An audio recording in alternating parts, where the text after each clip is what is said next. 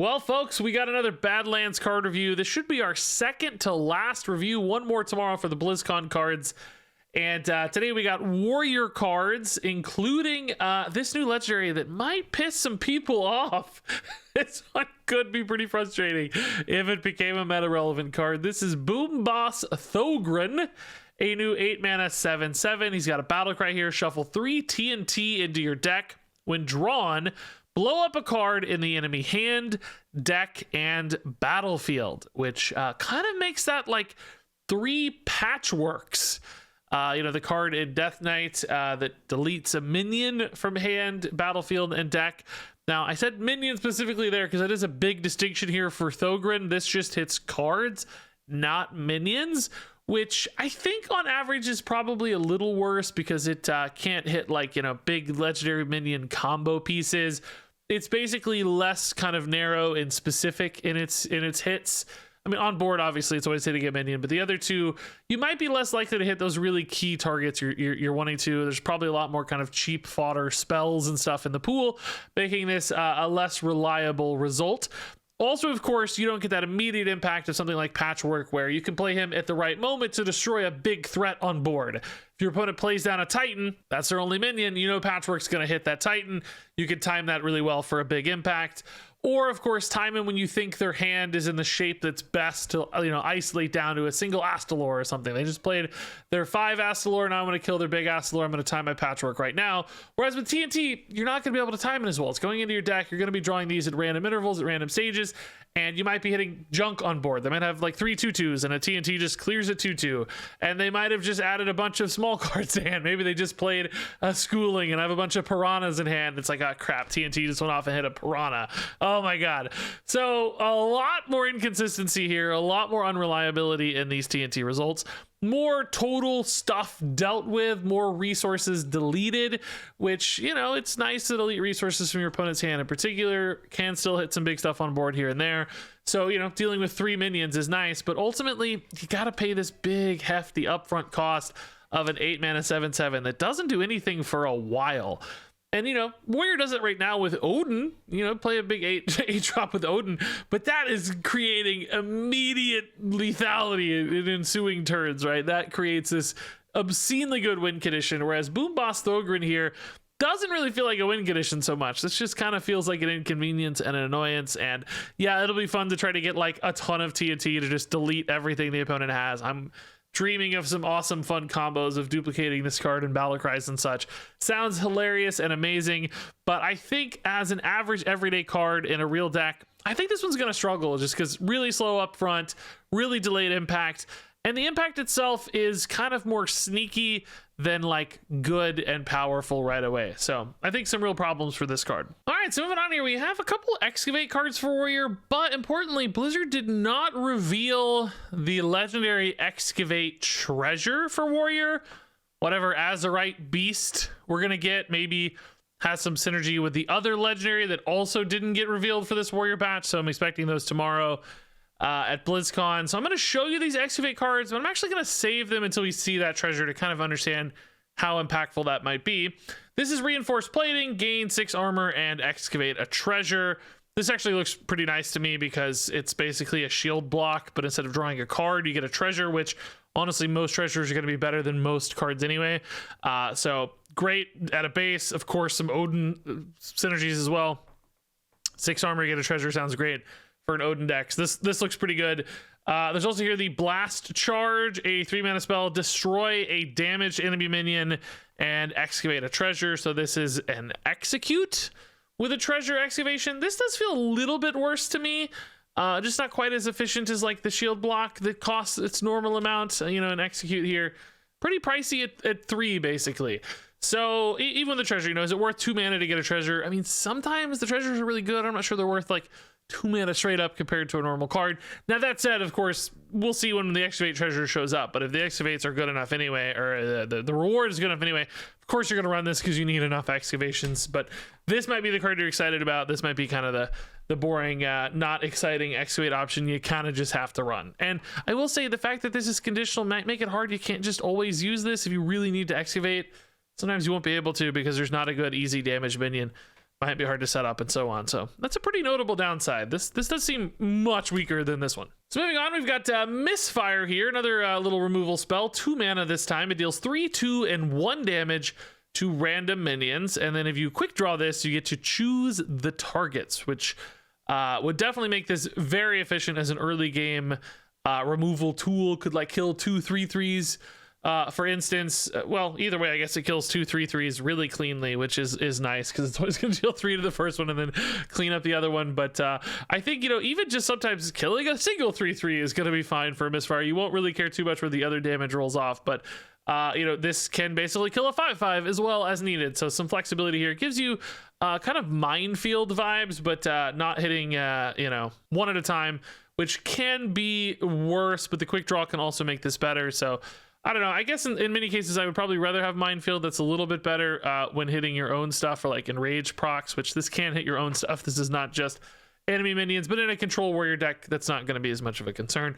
So I don't know. I like it. It's got big numbers, pushes out a lot for 2, and can definitely clean up some early game board states rather nicely. So moving on to our next card here, this is going to kick off a little cycle of cards that are once again going back to the Taunt Warrior well, trying to make the Taunt Warrior package work. Over the last 2 years, we have had countless cards come in for Taunt Warrior synergies of one variety or another. And I guess Blizzard's hoping that these cards are finally the ones that get Taunt Warrior over the hump. And I think there's actually a chance, because this card actually looks really nuts. The Unlucky Powderman, a 2-mana 2/2 undead taunt with Death Rattle. Give taunt minions in your hand and deck +1/+1. So get down a little bit of a body here, slow down your opponent with this base taunt, and then feed into a really efficient hand buff right off the bat. So you're going to have stuff right away that's going to have those plussed up stats, which is nice, but also helping you grind out long term for things in your deck, which can, of course, play into a variety of different kind of hand buff bonuses. There's also stuff like Last Stand. You'll remember, we like bigger stats, so getting some bonus stats, then doubling those stats, all starts to stack up. Specifically, though, we're going to look at a card like Blast Tortoise here getting revealed. Deal damage to all minions equal to this minion's attack. So some very specific hand buff synergies. This card's also going to be another hand buff activator. So you're just going to keep escalating these stats up basically into hopefully some really powerful plays. Don't forget things like the Backstage Bouncer. If this gets buffed up and you get a copy, of course, that's some nice bonus stats. So this kind of hand buff taunt thing is starting to look like it's actually going to come together. There are some good curve plays possible here too. So I kind of am starting to buy in just a little bit, because this card just has such big numbers, basically buffing, potentially a ton of stats for only a 2-drop, and some of those being almost immediate. And taunt, of course, helps you put stats into impact right away, because the opponent is forced to trade into those stats. So I don't know, man. This, if anything, is gonna give me hope for Taunt Warrior, it's probably this card right here. So moving on here, we've got the Detonation Juggernaut, another hand buff card for this package. And I have to say, by the way, these cards are all like dealing with dynamite and like throwing dynamite and holding dynamite, and that does not feel like a taunt hand buff mechanic. So conspiracy theory time. I'm pretty sure these got changed pretty late in development to have these effects as opposed to previous effects. Maybe there was some like bomb stuff intending to come back, and they went with this taunt line instead, because just flavor wise, the Detonation Juggernaut is a taunt that buffs your hand. I mean, maybe there's more about mining or something. I don't know. We could try to make these fit, but it just doesn't feel like a flavor home run to me, whatever the case. Anyway, this is a 5-mana 3/6 mech. Taunt Battlecry, give taunt minions in your hand +2/+2. So another big buff here, notably not hitting deck though, and certainly paying a higher price for this hand buff with a 5-drop. Not a great body on board either. It might be a little better from an Unlucky Powderman, but so could some other taunt that you'd rather play as well, that could just be perhaps more efficient, could have rush, could have an effect that's more valuable. So ultimately less exciting, I think, than the Powderman for this package. Might be one of those you still need to run.